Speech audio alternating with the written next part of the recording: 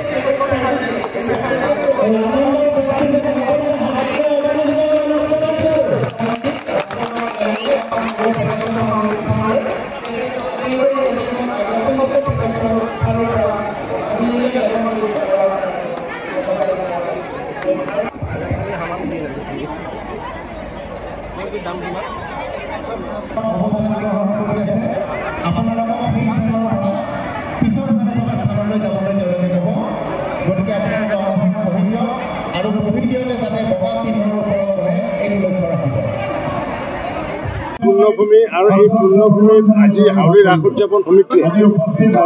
প্ৰতি বছৰে ৰাস ভগৱান শ্ৰীকৃষ্ণৰ ৰাস পালন কৰি আহিছে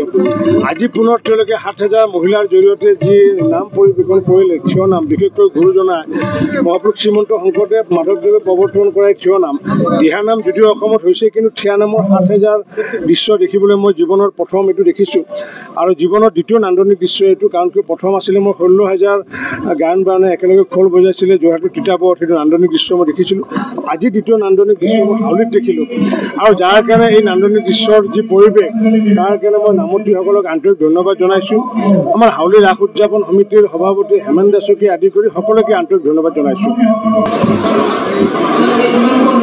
আজিৰ যিটো অনুষ্ঠান এই অনুষ্ঠানটো অভিনৱ অনুষ্ঠান আৰু হাউলি ৰাস কমিটিয়ে যিটো উদ্যোগ লৈ আজি এনেধৰণৰ এটা অনুষ্ঠান কৰিলে যিটো থিয় নাম আচলতে আৰম্ভ হৈছিল গুৱাহাটী বেলগুৰিতে থিয় নামৰ আৰম্ভণি কৰিছিল আৰু সুন্দৰীয়াত হৈছিল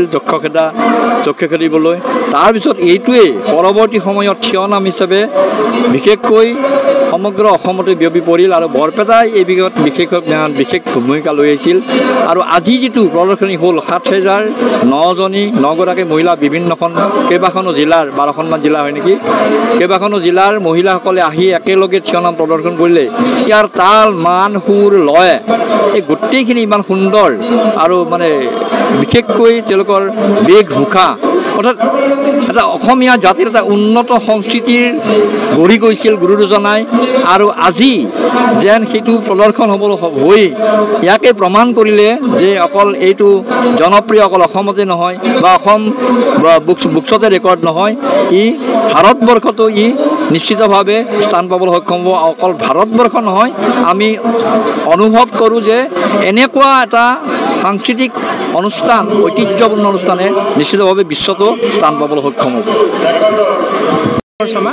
আমি আসাম বুক অফ ৰেকৰ্ডছৰ পৰা আহিছোঁ মই ৰেকৰ্ড ভেলিডেশ্যন অফিচাৰ হয় আৰু আমাৰ লগত আছে ইয়াৰ প্ৰতিষ্ঠাপক মনজিৎ শৰ্মা ছাৰ আৰু আমাৰ বাকী বিষয়ববীয়াসকল আমাৰ লগত আছে আমি ইয়াত উপস্থিত হৈছোঁ আমাৰ চাৰ্টিফিকেট প্ৰদান কৰিবৰ কাৰণে হাউলিৰ এই যিটো ৭,০০০ মহিলাই একেধৰণৰ পোচাক পৰিধান কৰি আমাৰ যিটো অনুষ্ঠান পৰিৱেশন কৰিছে সেইটো এটা মান্যতা প্ৰদান কৰিছোঁ আৰু আসাম বুক অফ ৰেকৰ্ডছত এই ৰেকৰ্ড আমি ঘোষণা কৰিছোঁ আৰু ভৱিষ্যতে এইটো নেশ্যনেল ৰেকৰ্ডৰ বাবেও প্ৰয়াস কৰিব আৰু তাৰ বাবে আমি প্ৰয়াস কৰিম আৰু অসমীয়া সংস্কৃতিৰ প্ৰতি এই যিটো আমাৰ হাউলিবাসী ৰাইজৰ যিটো অসমীয়া সংস্কৃতিৰ প্ৰতি যিটো তেওঁলোকৰ হাবিয়াস আৰু যিটো সুন্দৰভাৱে নাম পৰিৱেশন কৰিছে তাৰ বাবে মই ধন্যবাদ জ্ঞাপন কৰিছোঁ সমূহ হাউলিবাসী ৰাইজৰ নমস্কাৰ মোৰ নাম ডক্টৰ তীৰ্থংকৰ শৰ্মা